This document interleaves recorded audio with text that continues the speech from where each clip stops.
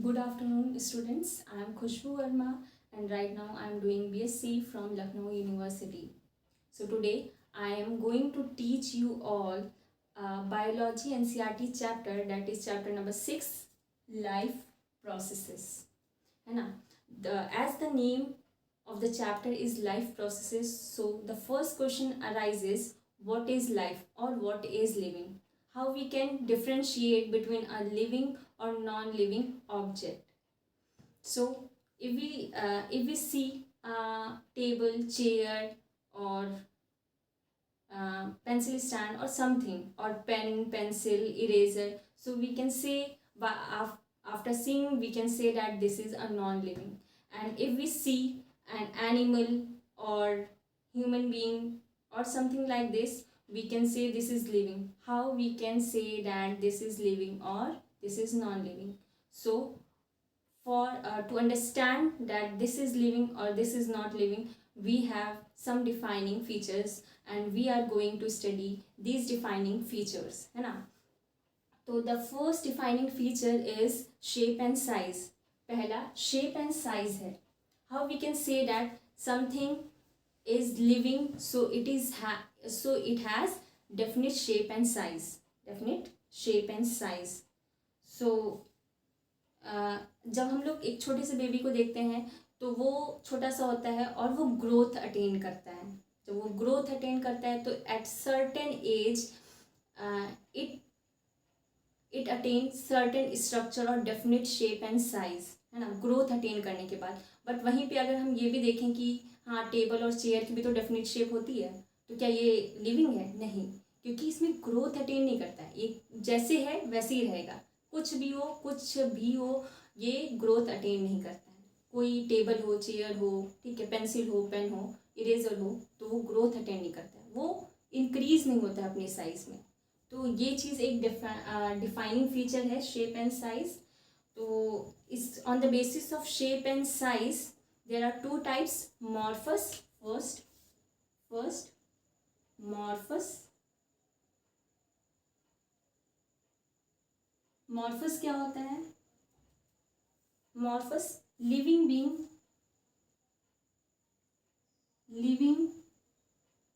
beings are called morphous. Living beings are called morphous with definite, है ना, definite shape. And second is amorphous, है ना. Amorphous. What is amorphous? Non-living, है ना, non-living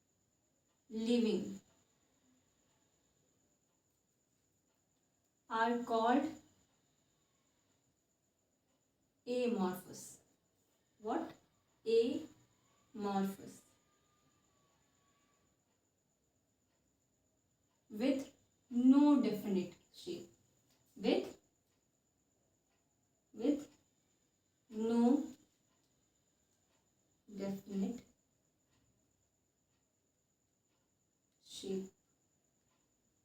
With no definite shape. So this is the first defining feature, shape and size. The second defining feature is growth. The second defining feature is growth. How we can say that if something is attaining certain growth, so it is a non-living. As we see that plant or tree attaining certain height, है ना, plant हो, trees हो, उनकी कुछ height हो जाती है, वो ग्रो करते हैं, ग्रोथ होती है उनमें, तो वो होते हैं लिविंग बींग्स. वही हमने अभी एक एग्जांपल लिया था, टेबल, चेयर, पेन, इरेजर का. तो वो कोई भी ग्रोथ अटेन नहीं करते हैं, तो वो क्या हो जाता है? नॉन लिविंग होता है. तो second defining feature is growth. Now let's come to the third point, and that is reproduction. Third defining feature is what? Reproduction. reproduction. Third defining feature is reproduction. Organism may reproduce sexually or asexually, both mode of reproduction है ना. तो अगर कोई भी organism है या कोई भी ऑर्गेनिज्म है वो रिप्रोड्यूस कर रहा है ना, रिप्रोड्यूस कर रहा है, तो वो उसका एक डिफाइनिंग फीचर हो जाता है कि हाँ ये एक लिविंग बीइंग है, चाहे वो सेक्सुअली रिप्रोड्यूस करे या एसेक्सुअली. तो एसेक्सुअल मोड्स कौन कौन से होते हैं?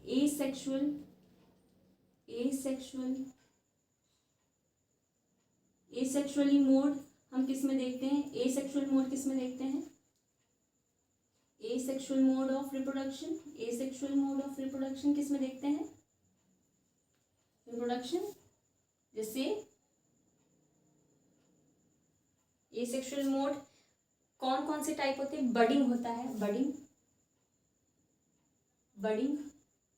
इन ईस्ट, बडिंग इन ईस्ट है ना, budding in east.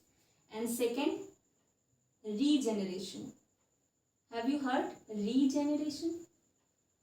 Regeneration in planaria है ना, सुना होगा सब लोगों ने, प्लिनेरिया. जो क्या होता है कि अपने पार्ट को, अगर उसका पार्ट कहीं से कट जाए या फिर कुछ हो जाए तो वो फिर से ग्रो कर जाता है, वही वो जो पार्ट कटा होता है वो ग्रो कर जाता है. तो ये प्लिनेरिया एग्जाम्पल है. एक रीजेनरेशन होता है लिजर्ड का. लिजर्ड हमने देखी है, तो उसकी जब भी टेल कट जाती है या हो जाता है तो फिर रीजेनरेट कर जाती है. तो ये एक एसेक्सुअल मोड ऑफ रिप्रोडक्शन होता है, रीजेनरेशन है ना. और वहीं ह्यूमन बीइंग्स में देखें या एनिमल्स में देखें तो उनका कौन सा मोड होता है? सेक्सुअल रिप्रोडक्शन होता है उनमें. क्या होता है? Sexual mode of reproduction. Sexual है ना, सेक्सुअल. अच्छा यहाँ पे स्पेलिंग थोड़ी गलत होगी, sorry. Sexual mode of reproduction.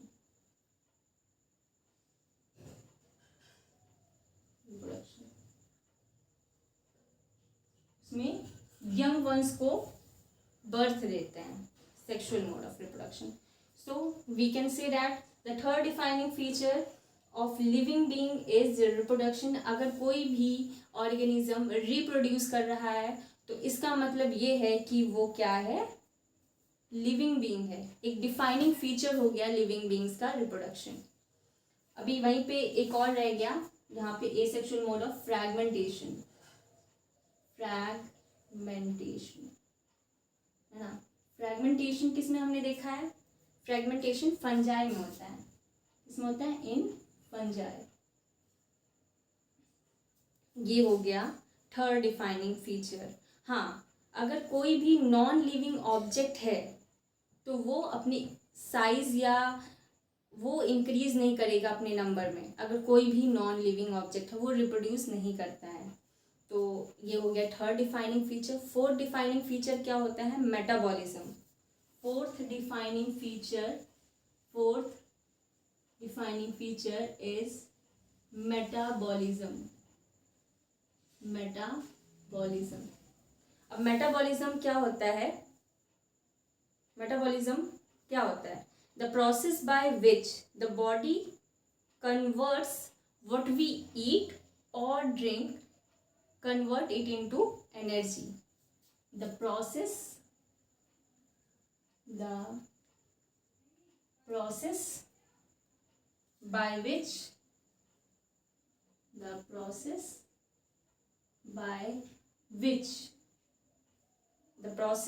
by which body converts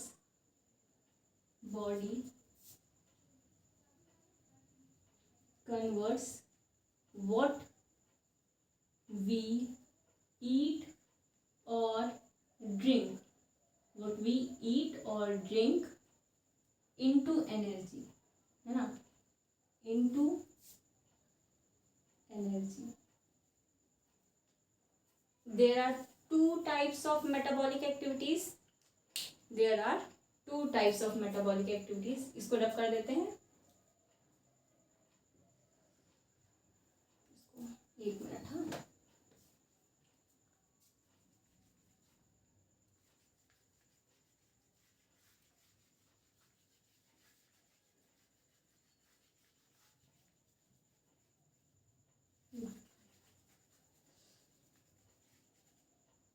So there are two types of metabolic activities. First is anabolism. Have you heard anabolism? Anabolism. So what is anabolic activity or anabolism? It results in the formation of it results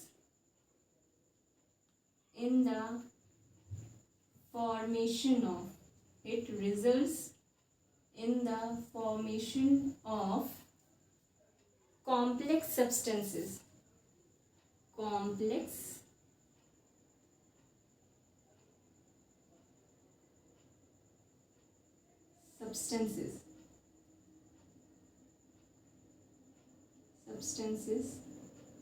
into simpler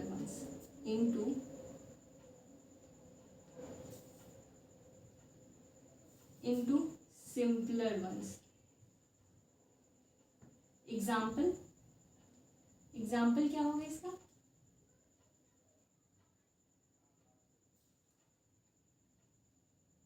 example क्या होगा? Photosynthesis process. Have you heard about the process photosynthesis? हाँ, अभी इसके बारे में हम आगे बात करेंगे. फोटोसिंथेसिस है ना. ये हो गई एनाबॉलिज्म और एनाबॉलिक एक्टिविटी.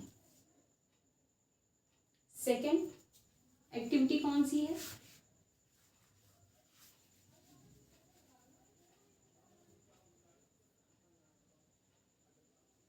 हाँ, सेकेंड एक्टिविटी कौन सी है? कैटाबॉलिज्म. कैटाबॉलिज्म क्या है? कैटाबॉलिज्म. हियर एक मिनट. हाँ, सो कैटाबॉलिज्म में क्या है? हियर द कॉम्प्लेक्स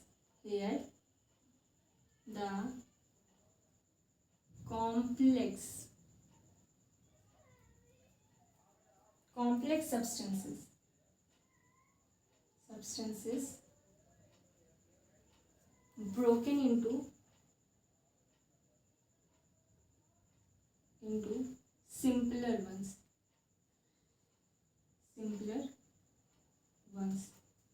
एग्जाम्पल क्या है इसका? एग्जाम्पल क्या होगा? रेस्पिरेशन है.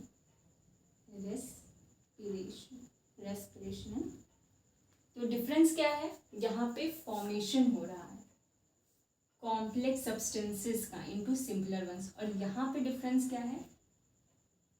ब्रोकन मीन्स ब्रेक डाउन हो रहा है. क्या? Here the complex substances broken into simpler ones है ना. वहाँ पे फॉर्मेशन हो रहा है कॉम्प्लेक्स सब्सटेंसेस का सिंपलर वंस में, और यहाँ पे हो रहा है ब्रेक डाउन हो रहा है complex substances into simpler ones. So this is the difference. So this is the fourth defining feature, that is metabolism. Now we will study the fifth defining feature, that is important also, and the next is fifth. इसको रब कर दे रही हूँ.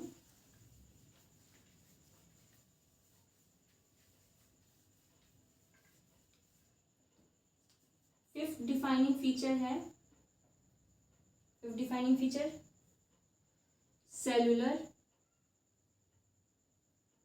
Cellular structure है ना. Cellular structure. अगर हम ये डिफाइन करें कि समथिंग इज लिविंग और समथिंग इज नॉन लिविंग, सो एक ये डिफाइनिंग फीचर हो गया कि वो सेलुलर स्ट्रक्चर होना चाहिए उसका. जितने भी लिविंग ऑर्गेनिज्म होते हैं, all the living organism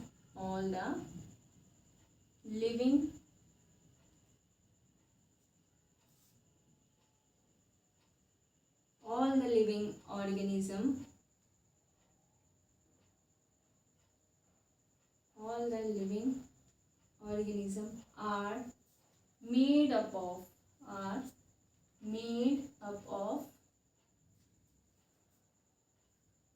of cells है ना. जितने लिविंग ऑर्गेनिजम्स होते हैं वो किससे बने होते हैं? Cells. Basic unit of life is cell.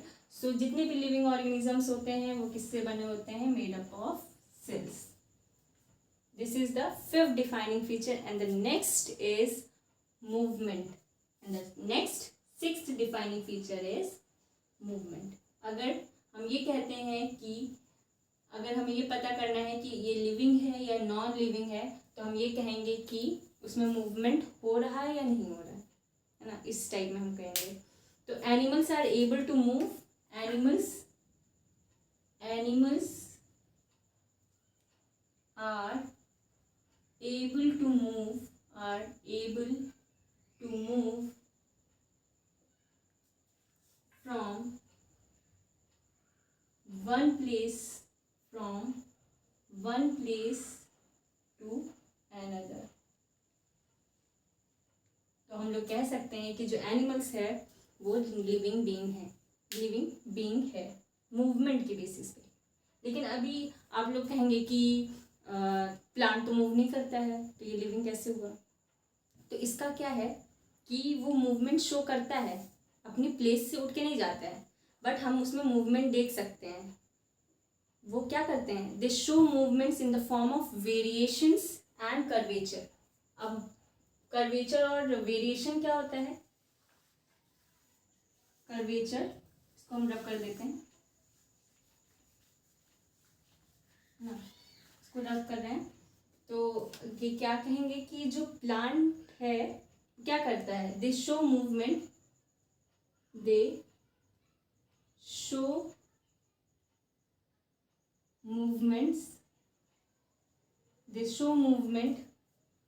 in the form of variations, in the form of variations and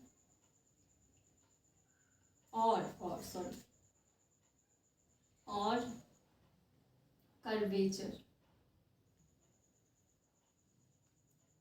variation और कर्वेचर क्या होता है? ये क्या होता है? रिस्पॉन्स टूवर्ड्स इट्स स्टिमुलाई, है ना. रिस्पॉन्स करता है अपने एक्सटर्नल स्टिमुलाई के टूवर्ड्स. रिस्पॉन्स ये क्या होता है? ये वेरिएशन एंड कर्वेचर क्या होता है? रिस्पॉन्स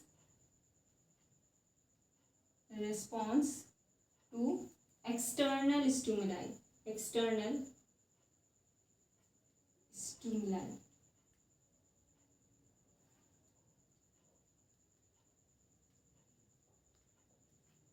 हम लोग देखते हैं कि अगर एक एक्टिविटी अगर की जाए कि पॉट को हम विंडो के पास रख दें और वहाँ से थोड़ी सी सनलाइट की रेज आ रही हैं, तो हम ये देखेंगे कि जो पॉट है या जो प्लांट है वो जिधर से रेज आ रही हैं उस साइड टिल्ट कर देता है, ठीक है, मूव कर जाता है. तो वो वही चीज़ है, यहाँ पे वही चीज़ है कि वो शो कर रहा है कि हाँ वो लिविंग है, वो रिस्पॉन्स कर रहा है अपने स्टिमुलाई की टूवर्ड्स, वो मूव कर रहा है. क्यों? उसे सनलाइट चाहिए. फोटोसिंथेसिस प्रोसेस, फोटोसिंथेसिस को परफॉर्म करने के लिए उसे क्या चाहिए? सनलाइट चाहिए.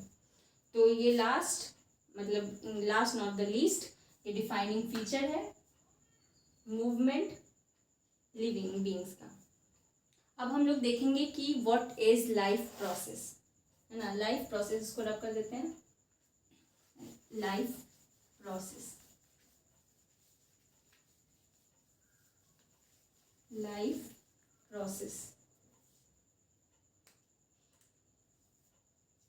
लाइफ प्रोसेस क्या होता है? लाइफ प्रोसेसेस हमारी बॉडी को जो या फिर हमारी लाइफ को जो मेंटेन करता है उसे हम लाइफ प्रोसेस करते हैं. जैसे रेस्पिरेशन हो गया, डाइजेशन हो गया, एक्सक्रीशन हो गया. तो ये सब क्या करते हैं? ये हमारी लाइफ को मेंटेन करने के लिए ये जो प्रोसेस होती हैं इनको परफॉर्म किया जाता है ना, ताकि जो लिविंग बीइंग्स हैं वो जिंदा रहें. इस वजह से ये लाइफ प्रोसेसेस अकर होती हैं हमारी बॉडी में, है ना. They occur in our body to maintain our life, है ना, ताकि स्मूथली चलती रहे. डाइजेशन नहीं होगा, एक्सक्रीशन नहीं होगा या रेस्पिरेशन नहीं होगा तो कोई भी लिविंग बीइंग जिंदा नहीं रह पाएगा, है ना. तो ये लाइफ प्रोसेस होती है. अगर लिख दें the process The processes which together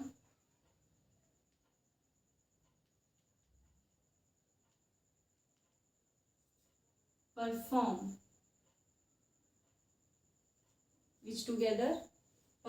the function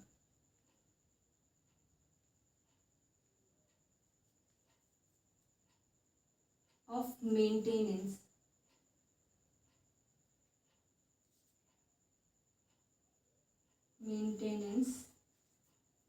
of life को मेंटेन करेगा, लाइफ को are called as life processes कहेंगे उसे, लाइफ प्रोसेस और life processes. So nutrition, respiration,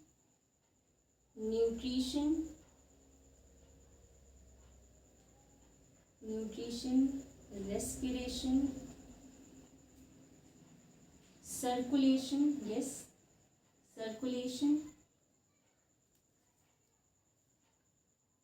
digestion,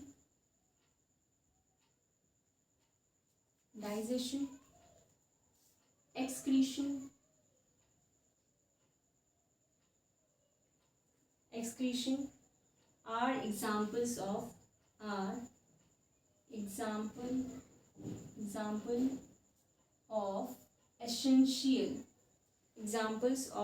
essential life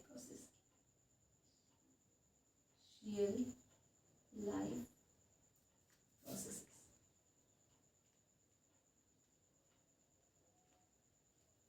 life process. तो ये हो गया. अगर वही हम यूनिसेलुलर में देखें, यूनिसेलुलर ऑर्गेनिजम्स आर, जितने भी यूनिसेलुलर ऑर्गेनिजम्स होते हैं उनमें सिंगल सेल क्या करता है, लाइफ प्रोसेस परफॉर्म करता है. वहीं जब मल्टी सेलुलर ऑर्गेनिज्म होते हैं उसमें एक सिस्टम होता है, वेल डेवलप्ड सिस्टम, है ना. In multi cellular organism well developed system is present to perform life processes. भाई वेल डेवलप्ड सिस्टम कौन से हैं, रेस्पिरेशन हो गया, पूरा सिस्टम है, डाइजेशन है, सर्कुलेशन है. तो ये वेल डेवलप्ड सिस्टम हो गया किसको परफॉर्म करने के लिए, लाइफ प्रोसेस को परफॉर्म करने के लिए. ये सब मल्टी सेलुलर में होता है. यूनिसेलुलर में सिंगल सेल से परफॉर्म होता है, अमीबा हो गया, पैरामीशियम हो गया. तो ये लाइफ प्रोसेस सिंगल सेल से करते हैं.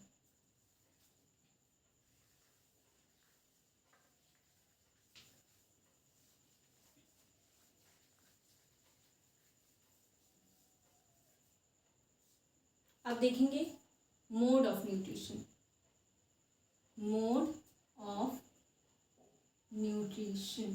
क्या देखेंगे, मोड ऑफ न्यूट्रिशन, है ना. मोड ऑफ न्यूट्रिशन क्या होता है. न्यूट्रिशन इन प्लांट्स, पहला न्यूट्रिशन, राइटिंग बहुत अच्छी नहीं है लेकिन nutrition in plants.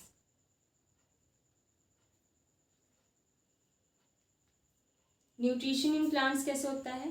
Plants are autotrophs, है ना, ऑटोट्रॉप्स होते हैं. दे आर ऑटोट्रॉप्स होते हैं. ऑटोट्रॉप्स कौन से होते हैं, which make their own food, है ना. ऑटोट्रॉप्स कौन होता है, which make their own food. कैसे बनाते हैं वो आगे पढ़ेंगे. Which make their own food. Nutrition in animals, second mode of nutrition in animals. They are heterotrophs. होते हैं, heterotrophs, है ना. which do not make their own food. which do not make their own food. Actually, they depend on others for their food. They depend on others for their survival or for their on others depend on others for their food. तो these are heterotrophs. क्या होते हैं? Heterotrophs होते हैं. तो ये nutrition हो गया प्लांट्स में और ये हो गया एनिमल्स में. अब ऑटोट्रॉफिक न्यूट्रिशन हम डिटेल में पढ़ेंगे क्या होता है. इसको रब कर दें. रब कर देता है.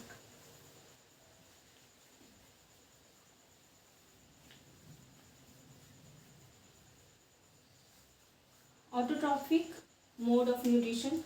First, autotrophic nutrition क्या होता है? Autotrophic nutrition क्या होता है? It is a kind of nutrition in which inorganic material. It is a kind of nutrition in which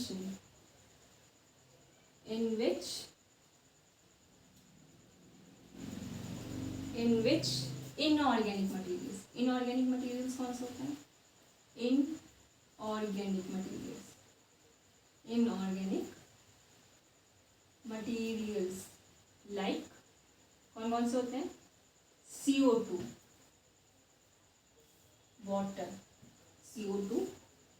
water, etc. है ना? etc. are utilized to prepare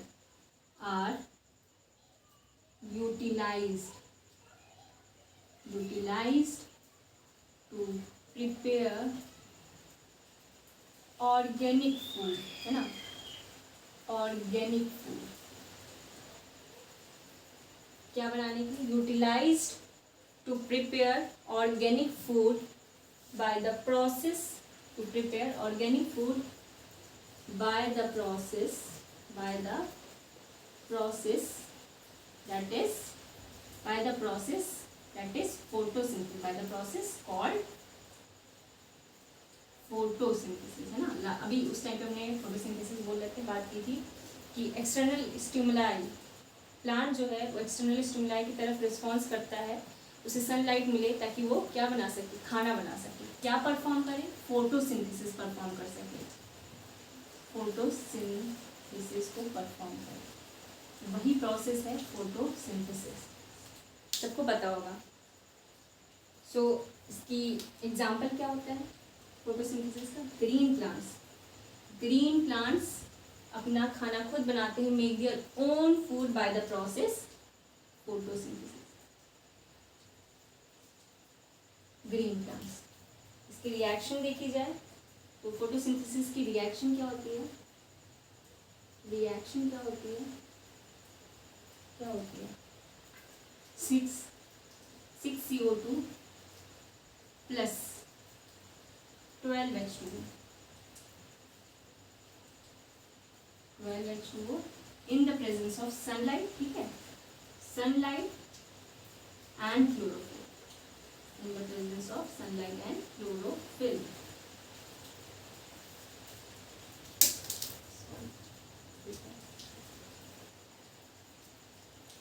C6H12O6 क्या है? ग्लूकोज फॉर्म करते हैं.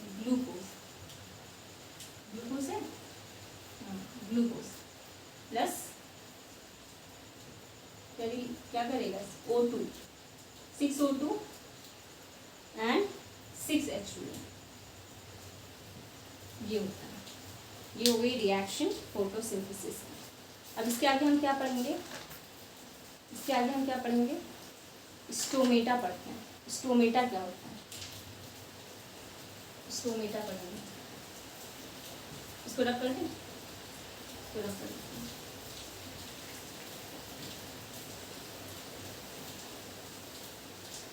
स्टोमेटा क्या होता है? What is stomata?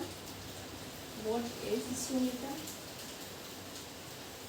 स्टोमेटा कहाँ प्रेजेंट होता है? लीव्स में प्रेजेंट होता है ना। इसका फंक्शन भी पढ़ेंगे, इसका फंक्शन भी पढ़ेंगे। तो स्टोमेटा, दीज आर टाइनी, मतलब छोटे छोटे टाइनी पोर्स, टाइनी पोर्स होता है, tiny pores present on the surface, on the surface, on the surface, on the surface of the leaves, on the leaves. So ये एक मिनट,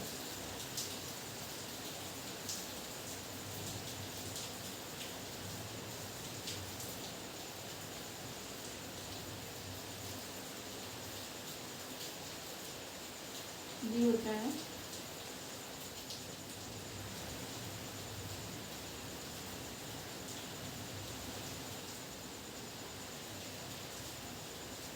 ये, इसको क्या कहते हैं? इसको कहते हैं गार्ड सेल्स। ये जो बीन्स शेप्ड होती हैं इनको कहते हैं गार्ड सेल्स। क्या कहते हैं? Guard cells. ये स्टोमेटल ओपनिंग होती है, स्टोमेटल ओपनिंग। और ये क्या है? क्लोरोप्लास्ट। क्या है? क्लोरोप्लास्ट। ये है स्टोमेटल पोर, है ना। क्या है? स्टोमेटल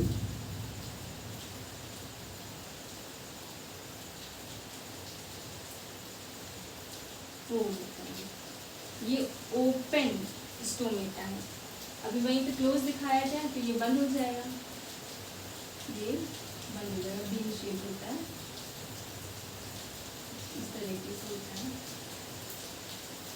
क्लोज हो जाएगा। और सेम बस ये जो होता है स्टोमेटल पोर्स होता है, बस क्लोज हो जाता है।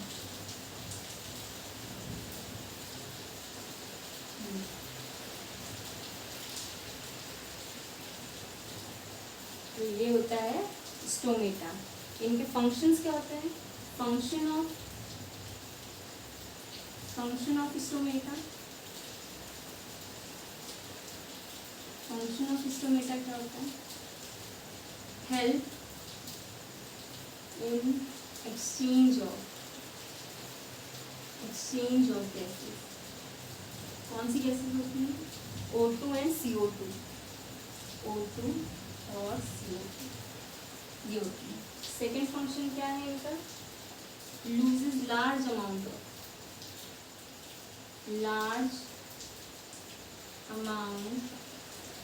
ऑफ क्या? वाटर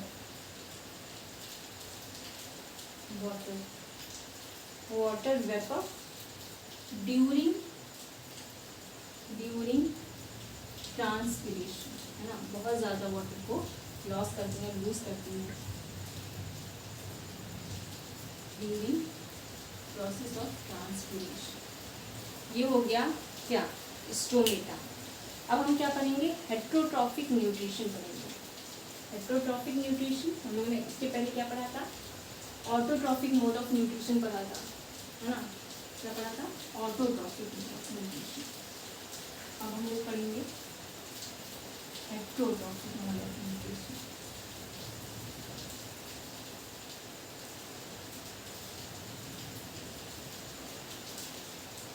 हेट्रोट्रॉफिक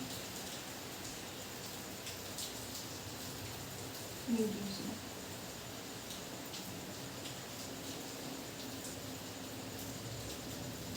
हेट्रोट्रॉफिक न्यूट्रिशन क्या होता है? Kind of nutrition in which organism do not possess the ability to synthesize their own food, right? Which cannot make their own food, है ना। अगर एकदम एग्जैक्ट डेफिनेशन देखा जाए तो काइंड ऑफ न्यूट्रिशन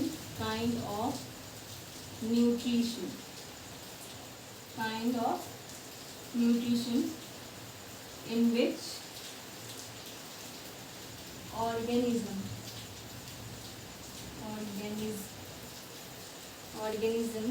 do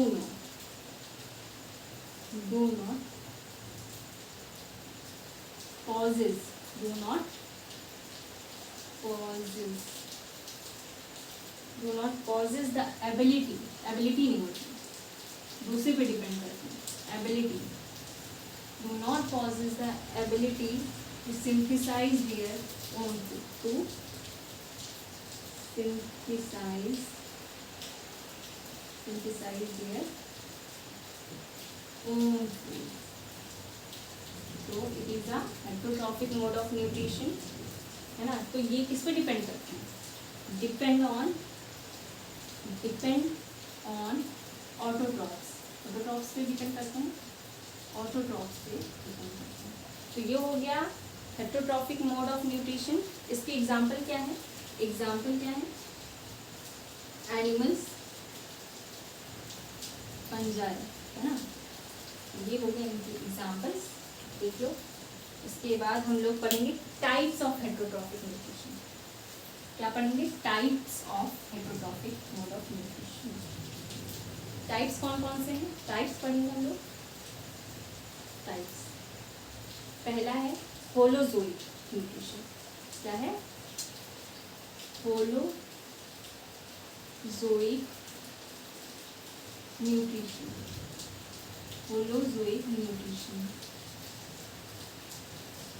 तो होलोजोइक न्यूट्रिशन क्या होता है? Animals take in solid food, है ना. Animals take in solid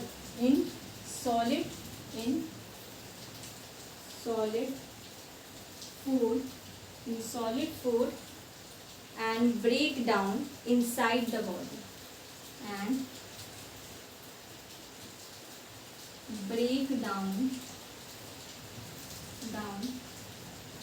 inside the body. क्या करते हैं? बाहर से फूड को ले लेते हैं और अंदर क्या करते हैं? अपनी बॉडी के अंदर उसको ब्रेक डाउन कर देते हैं और जो वेस्ट होता है, या कह सकते हैं कि अनडाइजेस्टेड फूड को एक्सक्रीट कर देते हैं. तो ये होलोजोइक टाइप ऑफ न्यूट्रिशन हो गया. इसका एग्जांपल क्या होगा? अमीबा. देखा amoeba,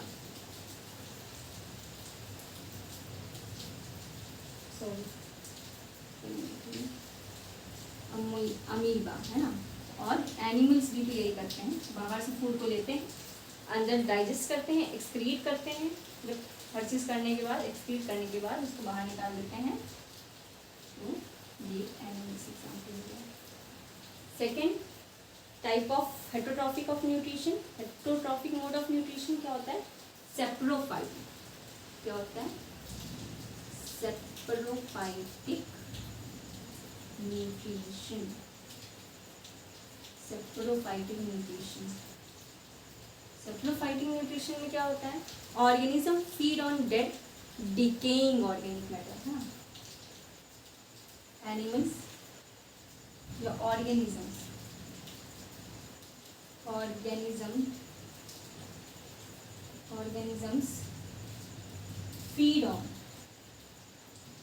feed on dead decaying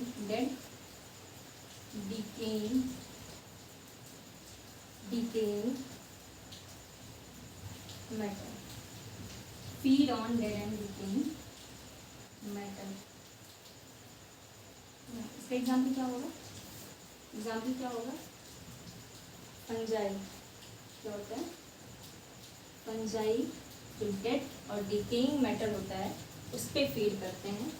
ये हो गया saprophytic mode of nutrition. Saprophytic mode of nutrition. अब हम लोग थर्ड पढ़ेंगे. Parasitic nutrition. पैरासाइटिक न्यूट्रिशन देखो क्या होता है. एक मिनट. हाँ, पैरासाइटिक न्यूट्रिशन क्या होता है? इसको रख कर देते हैं.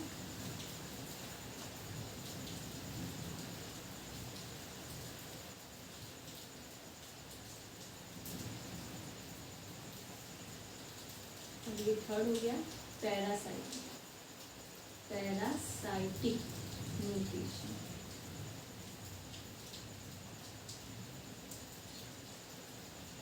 Nutrition, parasitic nutrition. Parasite live inside और आउटसाइड द ऑर्गेनिज्म, है ना।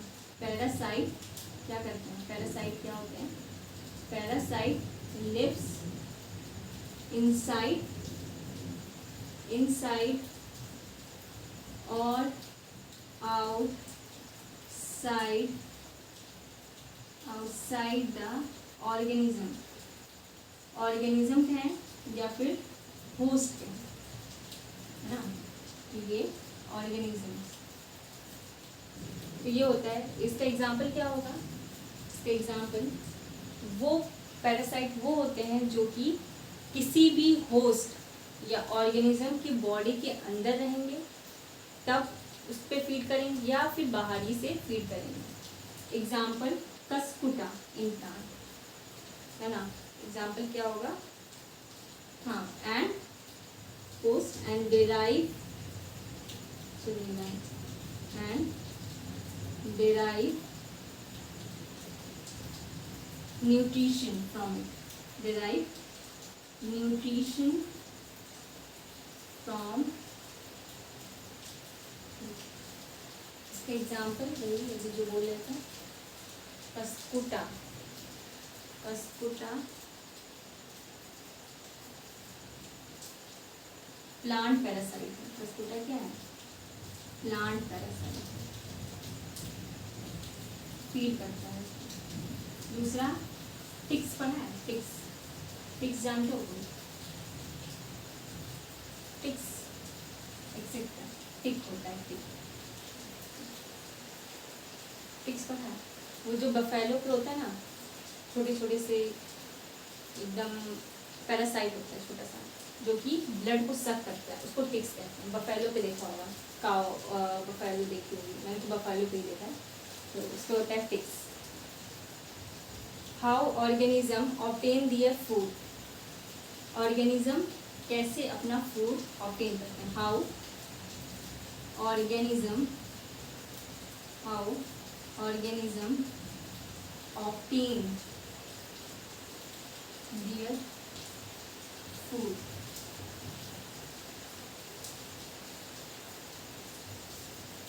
यूनिसेलुलर और सिंगल ऑर्गेनिज्म, इसको रख कर देते हैं।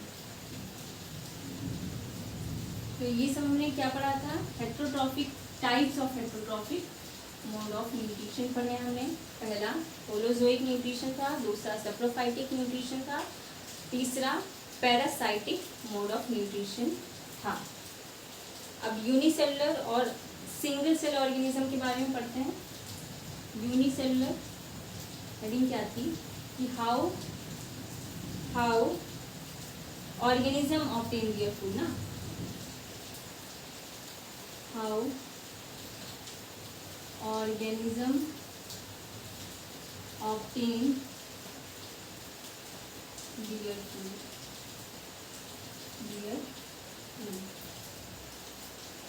how organism obtain their food.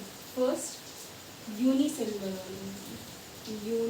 We study about unicellular. Unicellular or कहें तो single cell, or we can say that single cell organisms.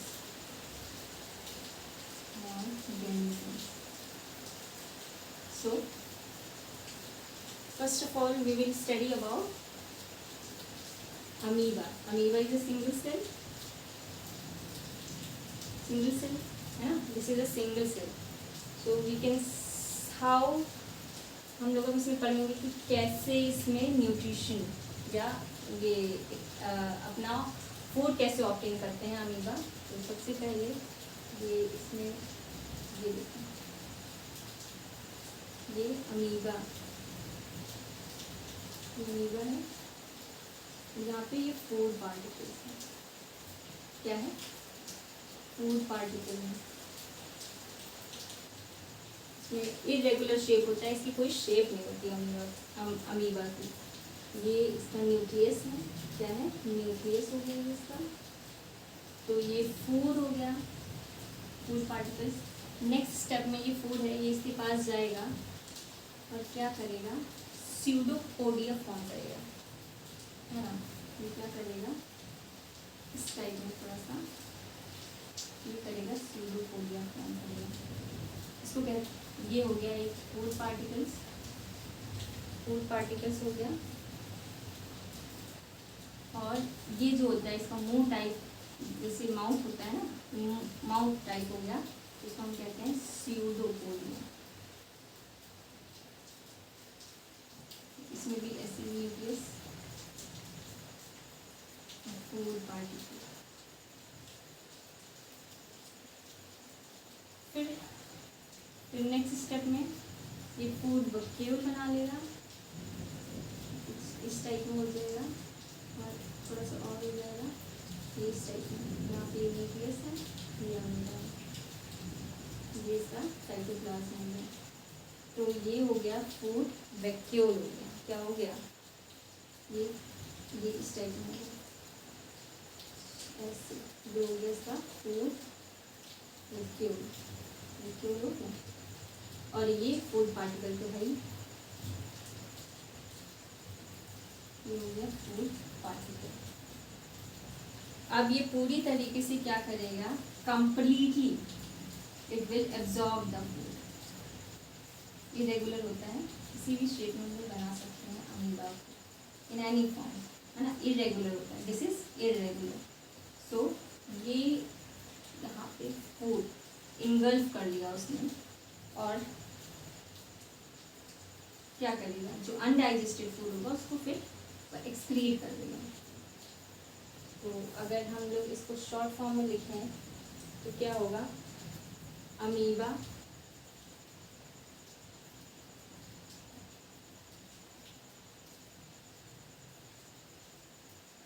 उसके बाद स्यूडोपोडिया, स्यूडोपोडिया फॉर्म करता है, पोडिया फॉर्म करेगा। उसके बाद क्या करेगा, एक्सटेंशन ऑफ सेल मेम्ब्रेन करेगा, है ना। एक्सटेंशन करता है सेल मेम्ब्रेन का, क्या करता है, extension, extension of cell membrane.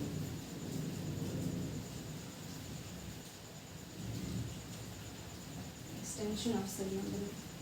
उसके बाद क्या करता है, उसके बाद what it will do, capture the food, capture कर लेगा ना, capture the food, capture, it will capture the food and take in food vacuole, and take in, क्या करेंगे, take in food vacuole, in food vacuole। तो ये चीज़ food vacuole. फिर उसके बाद डाइजेस्ट करेगा, what will it do, it will digest the food, digest food, digestion of food कह सकते हैं, digestion, digestion of food. Next in food vacuole, digestion करेगा किसमें, फूड वैक्यूल करेगा, फूड वैक्यूल। उसके बाद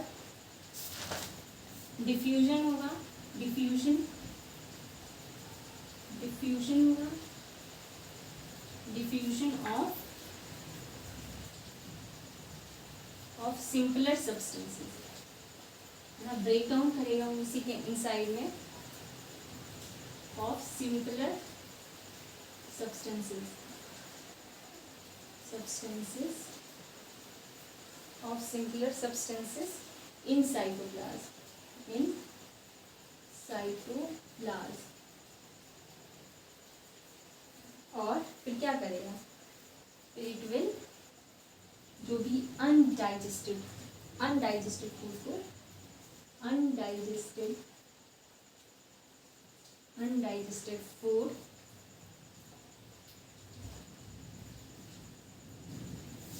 move outside the,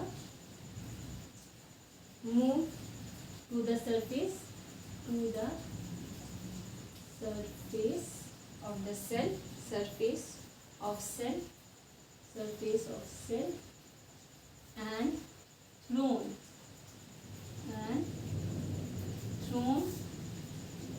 out of the body, out of body. ये हो गया.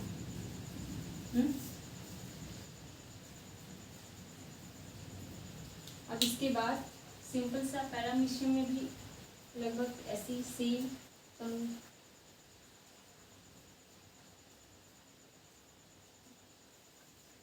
मैं रब कर रही हूँ, कर दिया मैं वाला.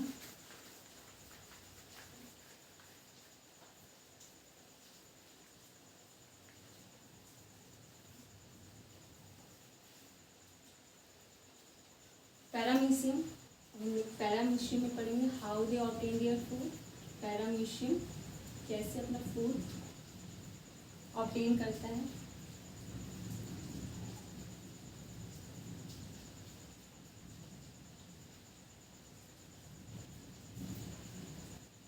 ना पैरामीशियम, इसमें सीरिया प्रेजेंट होता है.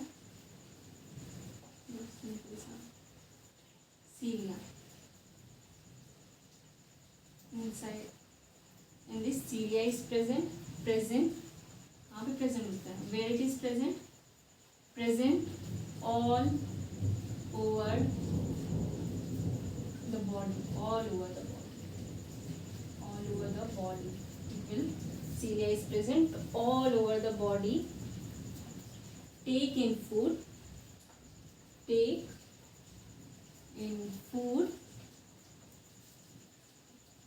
at a specific spot.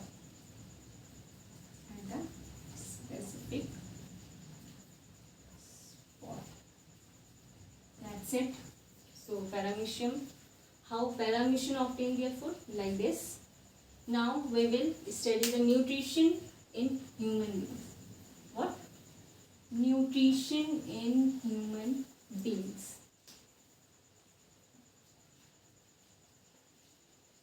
अब हम लोग आ गए हैं nutrition in human beings. Nutrition in human beings. तो सबसे पहले न्यूट्रिशन कैसे होता है. जो भी फूड होता है ना, any food which come to our mouth. सबसे पहले माउथ की बात होगी ना, सबसे पहले माउथ की बात. Food which come to our mouth or intake by the mouth. Intake of food. Intake of whole food. Whole food. Second क्या होगा? Teeth. है ना? Teeth. What is the role of teeth? It will help in chewing or grinding of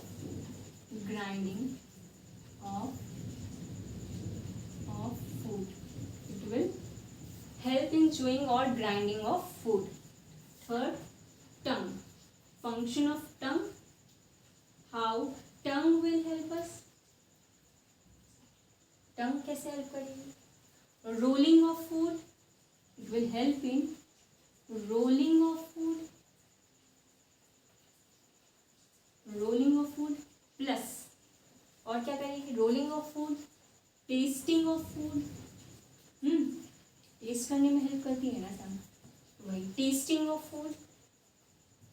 testing of food plus swallowing of food.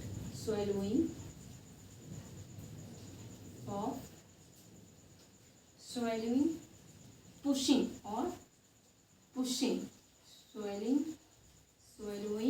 and pushing down of the food. ये हो गया. Next salivary glands. Glands कहाँ present होती है? Mouth में ही present होती है ना.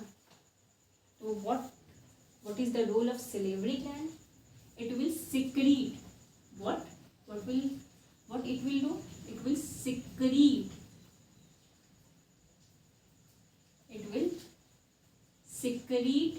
सिलाइवा, है ना, सिलाइवा को क्या करेगा, सिक्रीट करेगा। और क्या सिक्रीट करेगा, mucus, it will secrete saliva and mucus. अब ये क्या होता है, it is a what is saliva and mucus?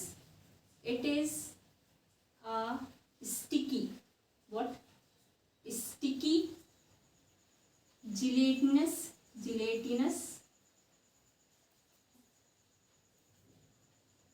material, gelatinous material that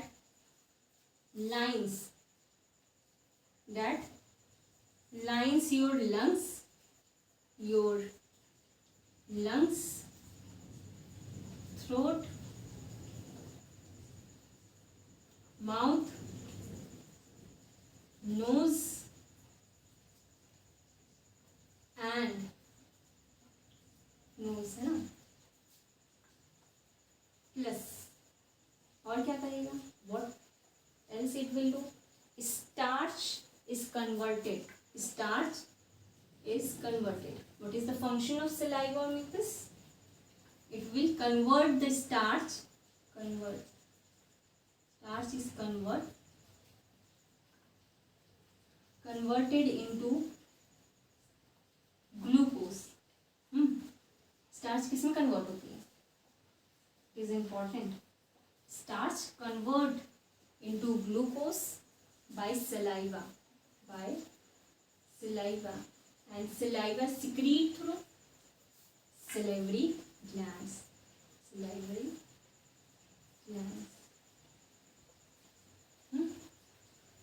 sorry salivary amylase, saliva और salivary amylase। तो दिस इज, फिर उसके बाद ओइसोफेगस, होता है oesophagus. What is the function of esophagus?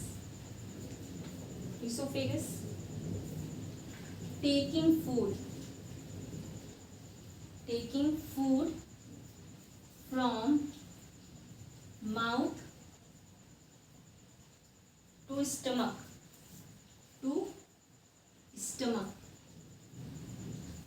by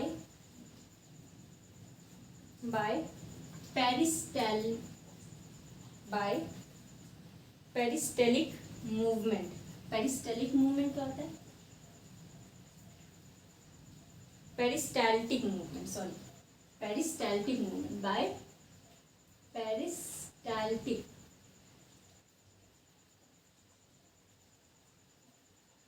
confusion हो गया इसका, हाँ peristaltic movement, sorry tick movement.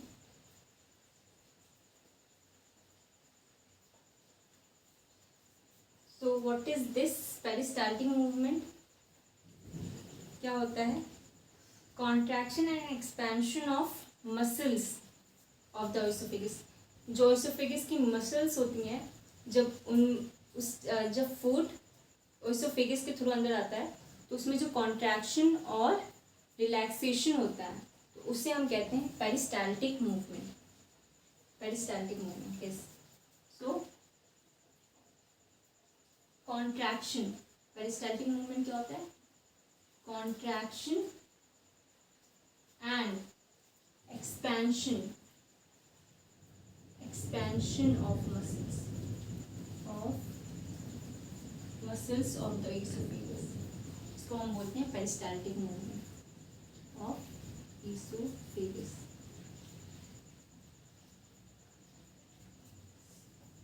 ठीक है, नेक्स्ट स्टमक। अब हम लोग किस पे आएंगे, इसको रब कर दें ऊपर, स्टमक। अब हम लोग स्टमक पे आएंगे, will come to the point stomach.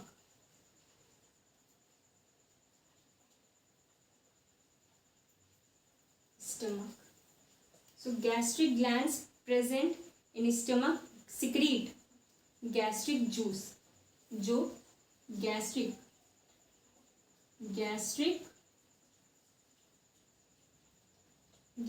glands present होती हैं, gastric glands present in stomach, present in stomach, secrete what? Secrete gastric juices, gastric juice, gastric juice को क्या करते हैं? सिक्रीट करते हैं. गैस्ट्रिक जूसेस कौन कौन से होते हैं? इसको रख कर दें. गैस्ट्रिक जूस कौन सा होता है? पहला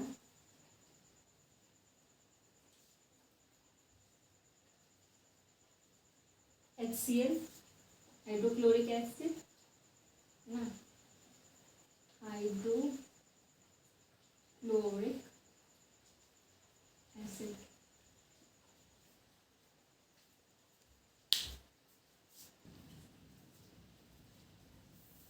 So HCl, hydrochloric acid. What is the function of HCl? It makes the medium acidic. क्या करता है? मीडियम को एसिडिक कर देता है. It makes the medium acidic and it facilitates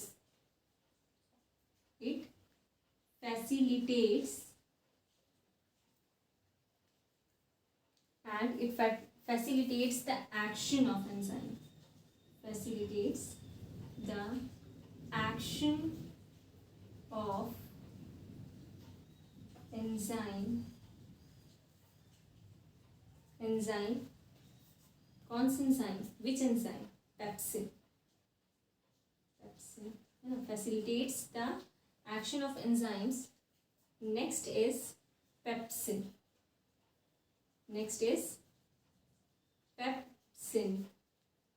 Function of pepsin. What is the function of pepsin?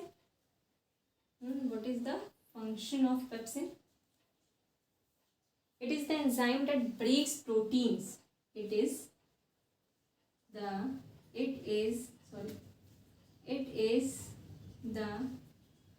enzyme which breaks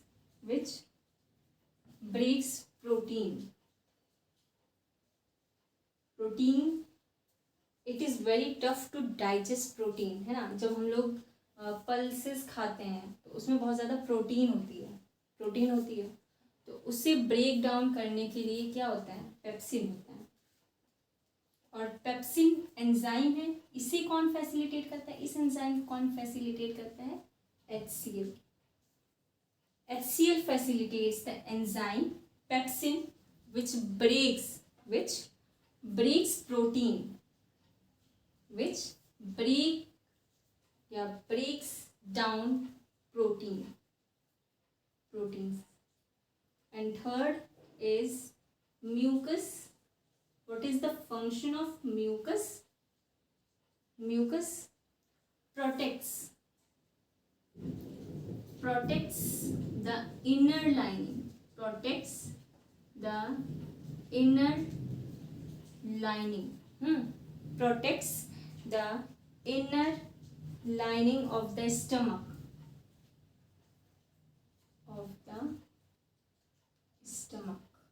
Protects the inner lining of the stomach. So have you heard about acidity ना? सब लोगों ने सुना है acidity के बारे में.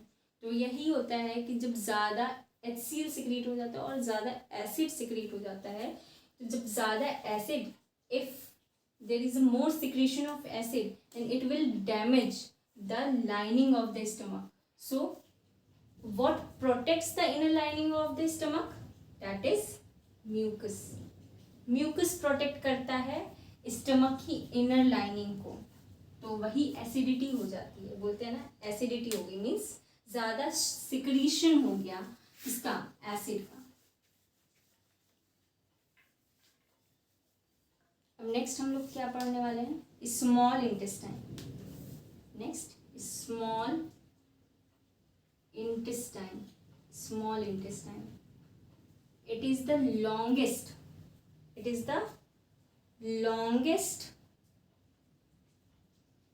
part of the alimentary canal. ये तो सबको ही पता होगा. It is the longest part of the elementary canal, है ना. It is the longest. Depending upon the small intestine, तो ये डिफरेंट ऑर्गेनिजम्स में अलग अलग होती है. अगर हम बोले हर्बीवोर्स में बोला जाए तो हर्बीवोर्स, व्हाट आर हर्बीवोर्स?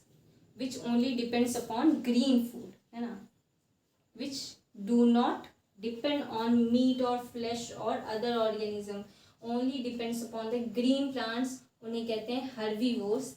सो क्या होता है कि उन्हें सबसे ज़्यादा क्या डाइजेस्ट, वो organism, those organisms which depend on green plants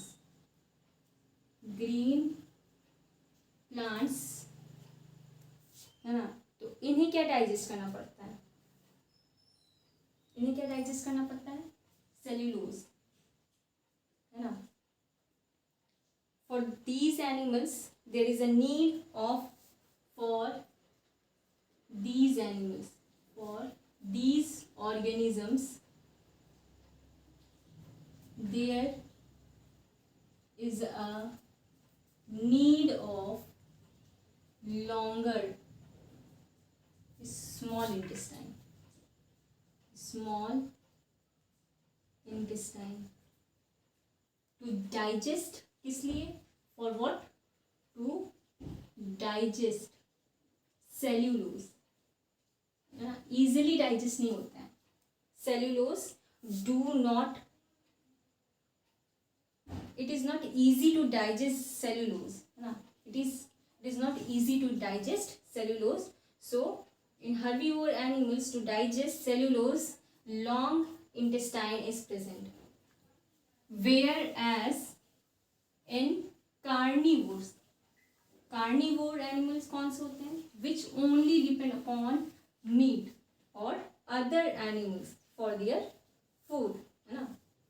तो वो होते हैं carnivore animals.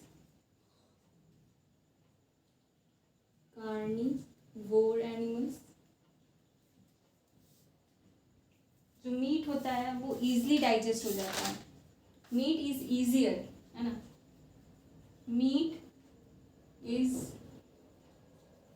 easier to digest. Meat is easier to digest, hence carnivores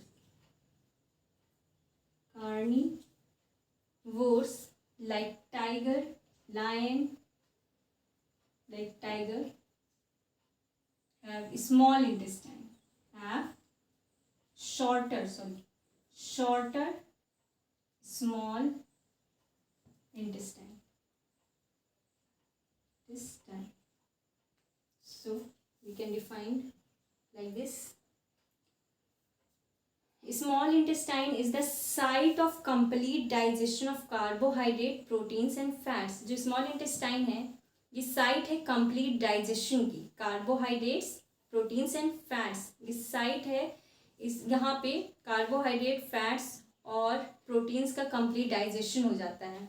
it receives the secretion of liver and pancreas for this purpose. इसमें और कौन help करता है? Liver और पैनक्रियास. अब देखो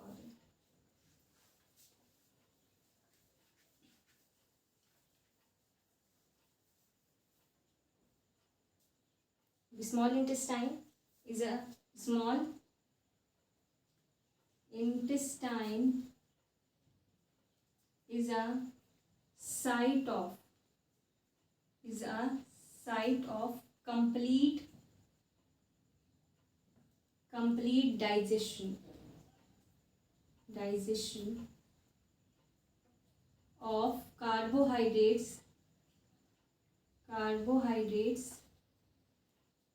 fats and proteins.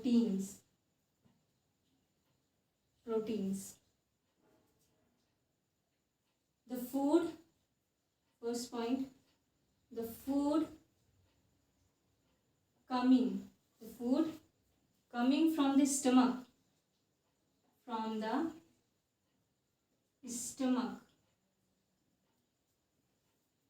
is acidic, है ना.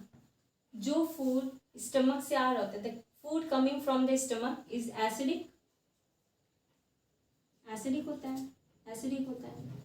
सो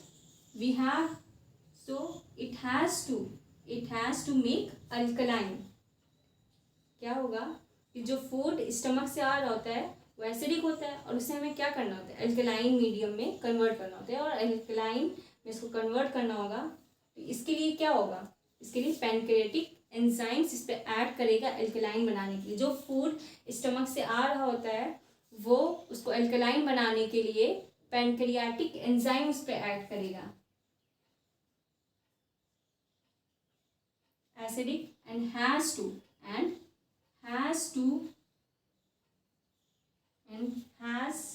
to be made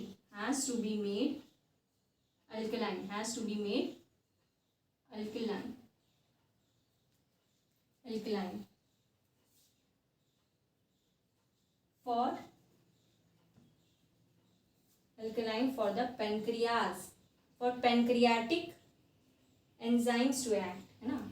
For pancreatic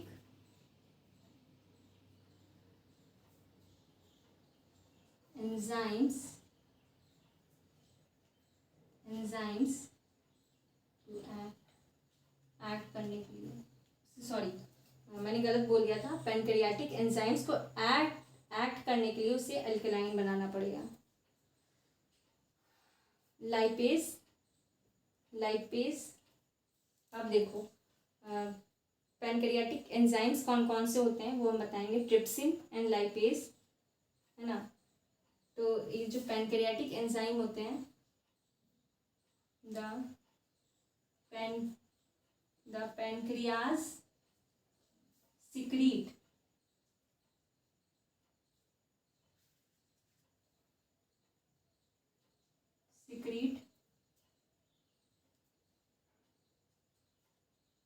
pancreatic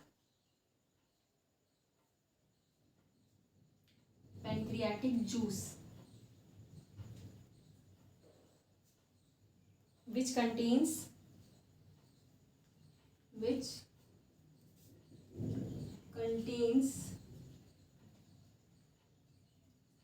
enzymes like trypsin.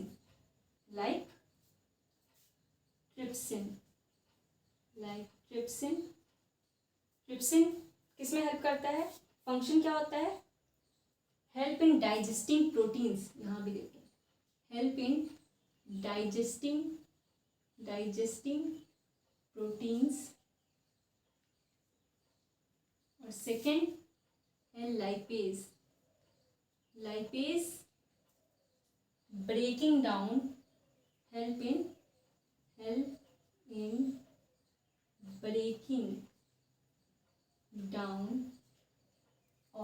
breaking down emulsified fat.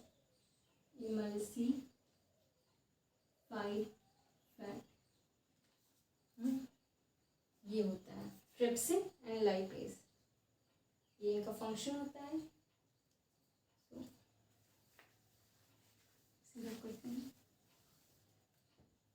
Trypsin.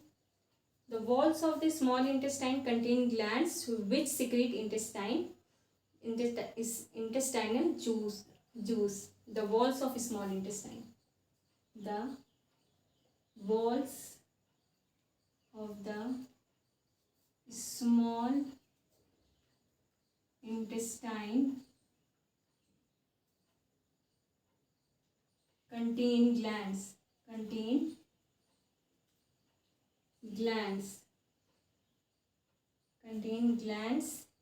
which secrete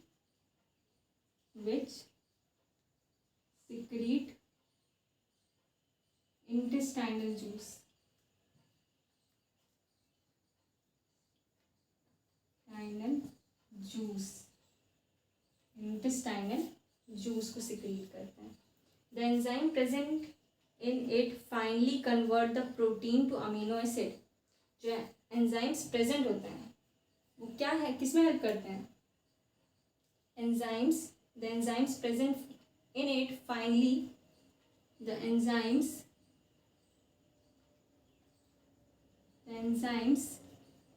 present in it finally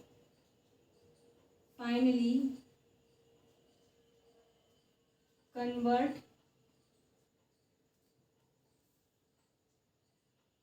the proteins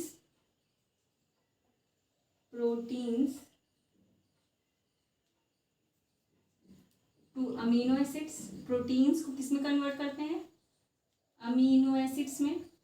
it is important. Proteins को किस में convert करते हैं? Amino acids.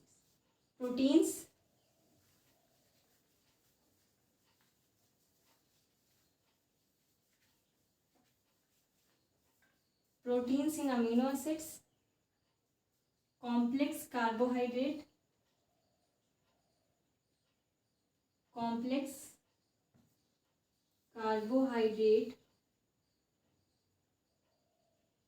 hydrates into glucose. This is also important. Glucose, carbohydrates into glucose. And fats next. And fats into conversions are important, है ना. इसमें क्या convert हो रहा है? Fats into fatty acids, fat into fatty acids and glycerol में convert हुआ. Glycerol. Digested food is taken up by the walls of the intestine. जो फूड डाइजेस्ट हो गया है वो इंटेस्टाइन की वॉल्स ले गया. Taken up by the walls of the intestine. The inner lining of the small intestine has numerous finger like projections. जो inner lining होती है स्मॉल इंटेस्टाइन की, the inner lining of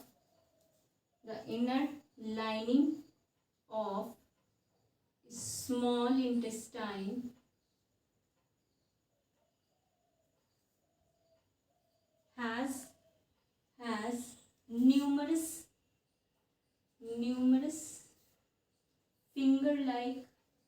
numerous finger like projection. जो inner lining होती है small intestine की जो inner lining होती है उसमें न्यूमरस फिंगर लाइक प्रोजेक्शंस होते हैं.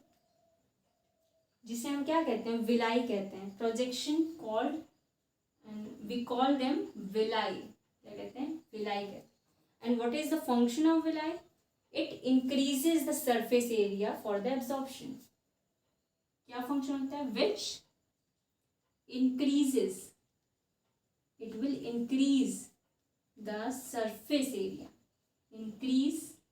which increases the surface area for absorption, absorb करने के लिए, for absorption. So it is also important what is villi and what is the function. It can come in examination, it can came in examination.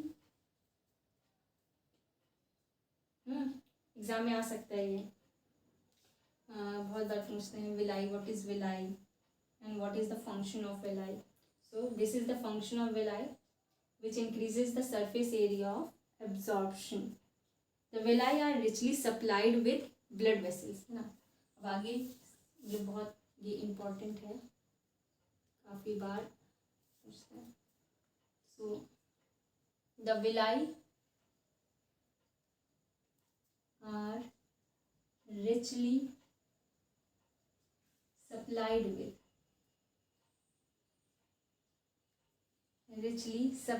with blood vessels. with blood vessels.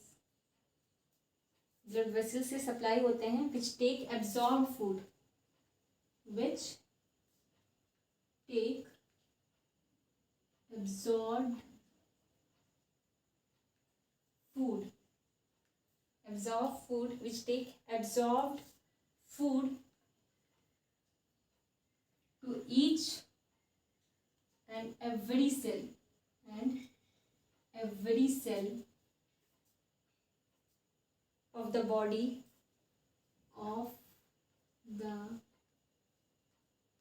body, sorry, of the each and every cell of the body, where it is utilized for obtaining energy. वहाँ पे क्या करते हैं, where it is utilized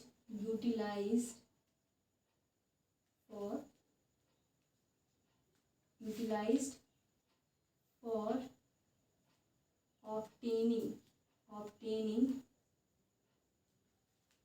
energy. वहाँ पे क्या करते हैं, एनर्जी को. The villi are richly supplied with blood vessels which take absorbed food to each and every cell of the body. जितनी भी each and every cell of the body के पास absorb food को लेके जाते हैं. Where it is utilized for obtaining energy, building up of new cells. और क्या होता है, एनर्जी को obtain करते हैं, building up of new cells. जो डेड सेल्स हो जाते हैं उनको बिल्ड करते हैं. Building up of new cells और टिश्यूज सेल्स उनको बिल्ड करते हैं. And repair of old tissues, and repair करते हैं, repair of old tissues. So this is about villi. The unabsorbed food, जो unabsorbed food होता है, it goes into the large intestine, है ना. The unabsorbed लिख देती हूँ, लास्ट है. The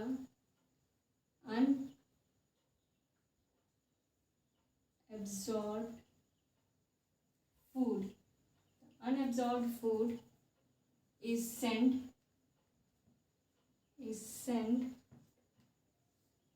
into the large intestine,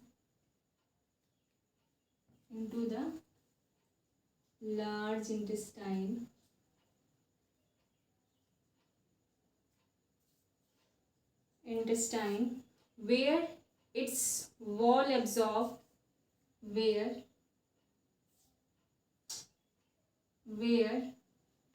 its wall absorbed more water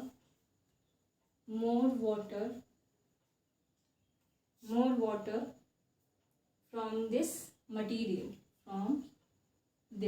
कौन सा material, unabsorbed food.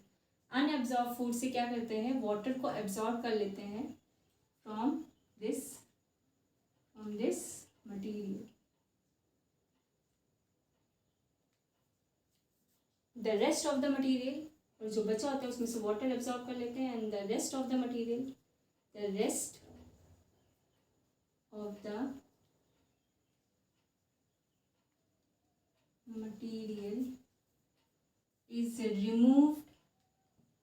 is removed out of the body through anus.